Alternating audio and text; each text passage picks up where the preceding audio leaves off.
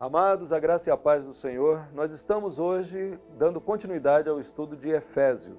Amém? Nós vimos na semana passada Efésios capítulo 1 e nós podemos ver que a esperança é uma coisa importante, ela nos alimenta, a palavra entra no nosso coração e alimenta a nossa fé. Nós precisamos então conhecer, e no texto de Efésios 1, 17 a 18, para que o Deus de nosso Senhor Jesus Cristo, o Pai da Glória, vos conceda espírito de sabedoria e de revelação no pleno conhecimento dele, iluminados os olhos do vosso coração para saberdes qual é a esperança do seu chamamento, qual é a riqueza da glória da sua herança nos santos. Então, esse conhecimento da revelação de Deus é que ilumina o nosso coração e nos dá vitória. Amém?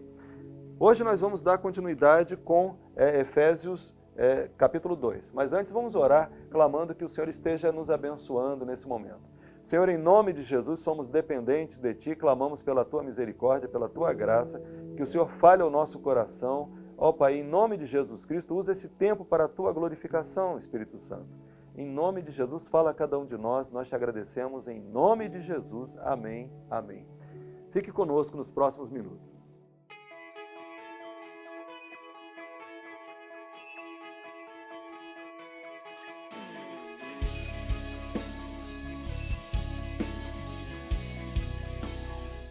Amados, vamos então hoje para o capítulo 2 de Efésios, né?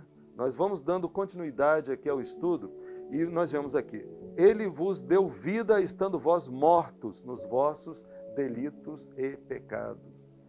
Estar mortos, e é uma palavra dura, difícil, né? E ele repete lá no versículo 5, ele fala, e estando nós mortos em nossos delitos, nos deu vida juntamente com Cristo, pela graça sois salvos. Então a gente está vendo que Paulo não está economizando palavras, né? Se você dá continuidade aqui no verso 1, ele diz, nós andamos nas inclinações da carne, fazendo a vontade da carne e dos pensamentos, éramos por natureza filhos da ira, como também os demais. E aí, Deus, sendo rico em misericórdia, por causa do grande amor com que nos amou, estando nós mortos em nossos delitos, nos deu vida juntamente com Cristo, pela graça sois salvos. Então, a gente voltou lá no verso 4 e 5. A gente vê, irmãos, que na verdade o Senhor tem um planejamento para nós. Amém? Esse plano inclui vida e vida em abundância. Mas nós precisamos estar meditando na realidade de que nós antes estávamos mortos. Por que isso? Porque nós não só valorizamos mais a nossa atual condição, mas nós valorizamos também o que ele vai falar logo a seguir.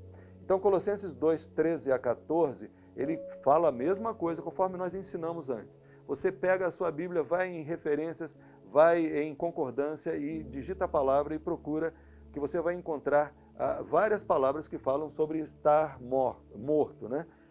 Em Colossenses 2, 13 a 14, ele fala: E quando vós estáveis mortos nos pecados e na incircuncisão da vossa carne, vos vivificou juntamente com ele, perdoando-vos todas as ofensas, havendo riscado a cédula que era contra nós nas suas ordenanças, a qual de alguma maneira nos era contrária, e a tirou do meio de nós, cravando-a na cruz. A gente está vendo que ele nos deu vida quando nós estávamos mortos. No verso 8, então, ele vai dar continuidade. Porque pela graça sois salvos, ele está afirmando bem, pela graça, mediante a fé. Isto não vem de vós, é dom de Deus, não de obras, para que ninguém se glorie. Pois somos feitura dele, criados em Cristo para boas obras. Ele vai começar a falar agora de obras, mas quais Deus de antemão preparou para que andássemos nelas. Ou seja, há uma importância não só em nós reconhecermos que antes estávamos mortos, mas que agora nós fomos vivificados com o propósito de termos agora uma vida de boas obras, né?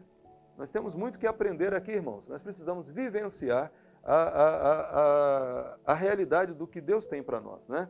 Versículos 9 e 10 nós lemos, para que andássemos nelas.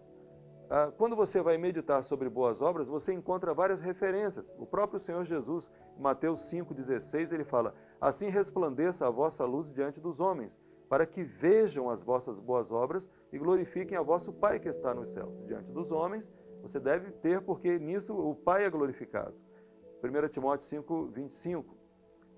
Assim mesmo também as boas obras são manifestas. E 1 Timóteo 6, 18. Façam bem, enriqueçam em boas obras, Tito 2,7, em tudo te dá por exemplo de boas obras.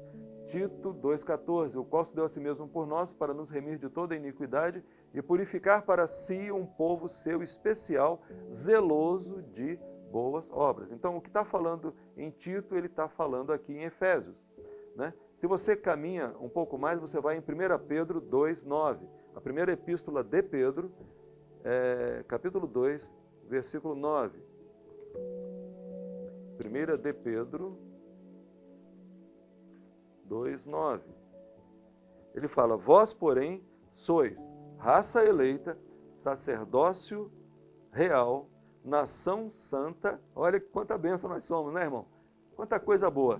Nós somos sacerdócio real, raça eleita, nação santa, povo de propriedade exclusiva de Deus, a fim de proclamardes as virtudes daquele que vos chamou das trevas para a sua maravilhosa luz. Ou seja, nós fomos chamados para anunciar, proclamar, demonstrar, testemunhar uma nova vida com Cristo, né? As virtudes dele em nós. Então, é muito importante que você viva essas boas obras para você comunicá-las às pessoas. As pessoas possam ver em você a pessoa de Jesus.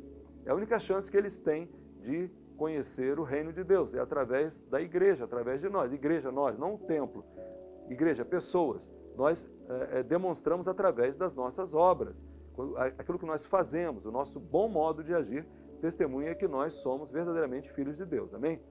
E aí nós vamos para essa importância também diante de Deus. 1 João, capítulo 3, verso 18 a 24. 1 João, capítulo 3, verso 18 a 24. O texto é bem profundo, a gente só vai pegar uma parte aqui. Ele fala, filhinhos, não amemos de palavras, nem de língua, mas de fato e de verdade. Não basta você dizer, eu te amo. Não basta você dizer, eu sou teu amigo. Não adianta. Você precisa amar de fato e de verdade. E nisto conheceremos que somos da verdade, bem como perante ele tranquilizaremos o nosso coração. O nosso coração vai ficar tranquilo diante de Deus. Presta atenção. Nós vimos diante dos homens que eles vão reconhecer Jesus em nós e vamos comunicar para eles que Jesus está pronto para recebê-los. Agora, quando você faz boas obras, né? Não amando de línguas e de palavras, mas de fato e de verdade, quando você age dentro dessa realidade, você então sabe que é da verdade. Você tranquiliza o seu coração. Pois se o nosso coração nos acusar, certamente Deus é maior do que o nosso coração e conhece todas as coisas. Deus conhece tudo, né? Amados, se o nosso coração não nos acusar, temos confiança diante de Deus. Se eu faço as coisas certas, eu tenho confiança diante de Deus. Eu tenho aquela paz de saber, não, eu estou fazendo aquilo que verdadeiramente agrada ao meu Deus. Aleluias! Glória a Deus por isso.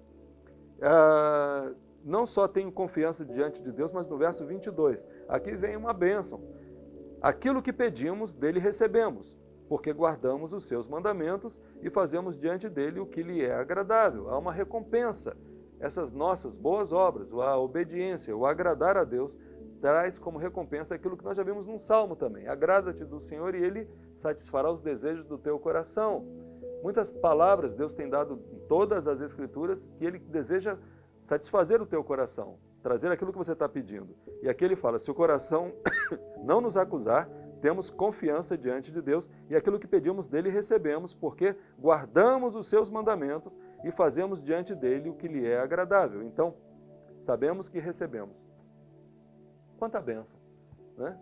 Então, temos uma vida que verdadeiramente viva em obediência, em boas obras, diante dos homens e diante de Deus, nos traz recompensa.